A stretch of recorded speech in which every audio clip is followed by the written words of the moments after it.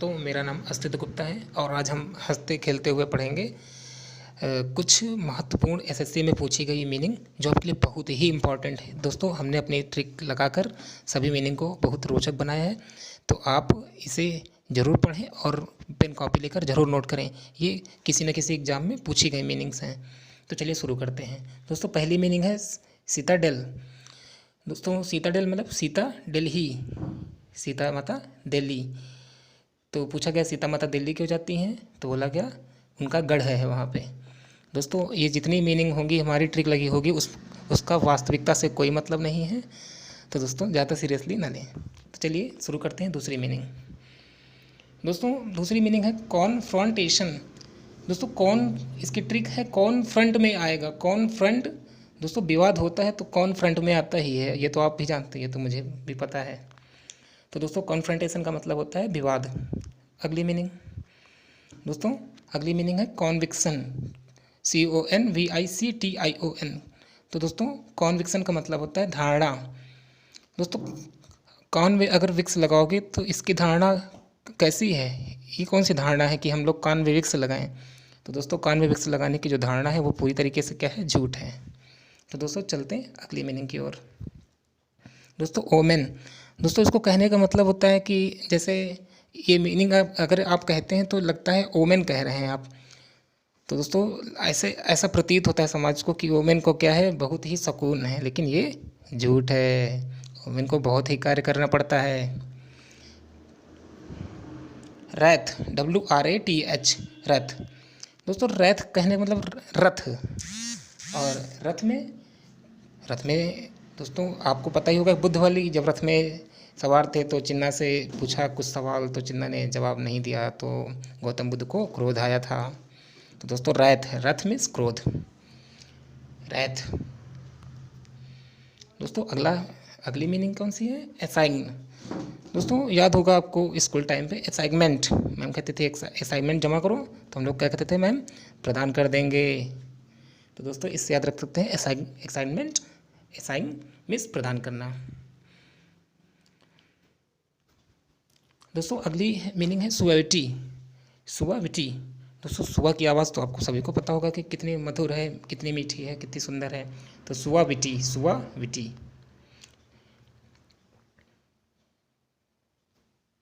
दोस्तों, अगली मीनिंग है परपेटुएट। दोस्तों, पर का मतलब हम लोग अगर हास्य के तौर पर निकाले तो पर का मतलब प्रतिदिन, पेट में पेट जानते हैं आप, और एट माने खाना। दोस्तों, लॉकडाउन में अगर आप प्रतिदिन पेट भर के ऐड करेंगे तो ये काम आप जारी रखेंगे तो आपका पेट तो बाहर आना ही आना है। तो दोस्तों, परपेटुएट का मतलब क्या होता है, जारी रखना, निरंतर रखना, किसी कार्य को लगे रहना। दोस्तों, हॉर्स, अगली स्पेलिंग है HOARSE, कर्कश। दोस्तों, उस हॉर्स का मतलब होता है घोड़ा, जिसकी स्पेलिंग आपने बचपन में पढ़ रखी थी, HORSE। दोस्तों, यहाँ पर क्या है, HOARSE, इसका मतलब होता है कर्कश। दोस्तों, अगर आप घोड़ा को परेशान करोगे तो वो कर्कश आवाज़ तो निकालेगा ही। दोस्तों, अगली मीनिंग है फ्यूटाइल। इसकी ट्रिक है फूट गया टाइल। अगर टाइल फूट गया तो आपका कार्य निरर्थक हो गया। दोस्तों, अगली मीनिंग है इक्विटेबल। अगर आप टेबल में सबको इक्वल बैठाओगे तो भाई ये तो कार्य न्यायच्युत होगा, भाई न्याय के लिए तो सही होगा ये कार्य, अगर आप सबको इक्वल टेबल में बैठाओगे। दोस्तों, अगली मीनिंग कौन सी है, रिटिरेट, रिटिरेट। दोस्तों, हम भारतीयों की रीति है कि दोबारा रीति है ना, कि हम लोग जाने किसी चीज़ का रेट, रीति है रेट जानने की। भाई फिर से बता दो भाई क्या रेट है, तो दोहराना, बताना किसी चीज़ को। REITERATE।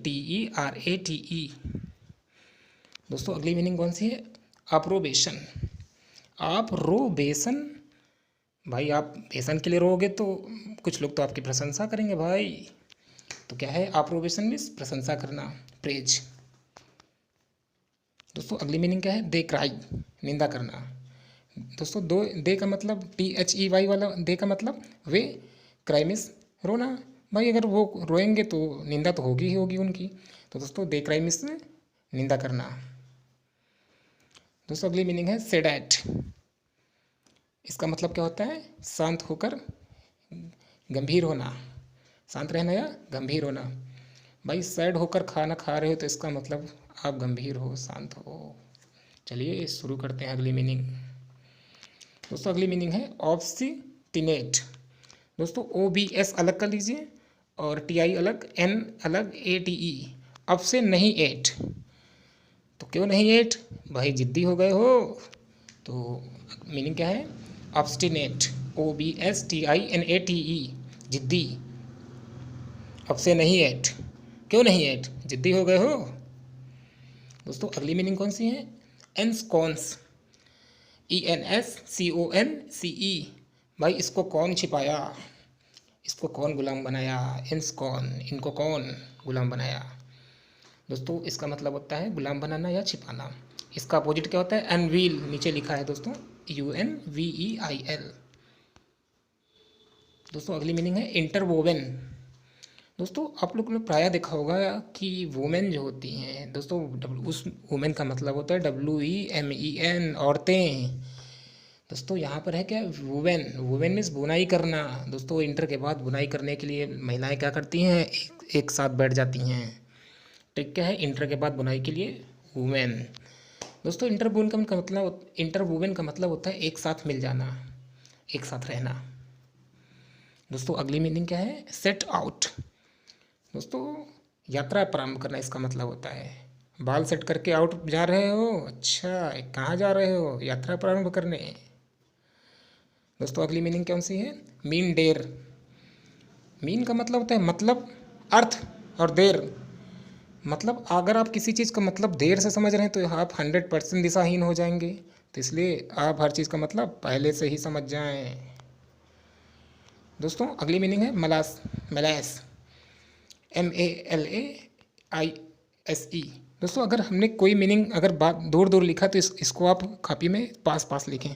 हमने ट्रिक के लिए इसको अलग अलग लिखा है। तो मलैस का मतलब होता है रोग, दोस्तों रोगी।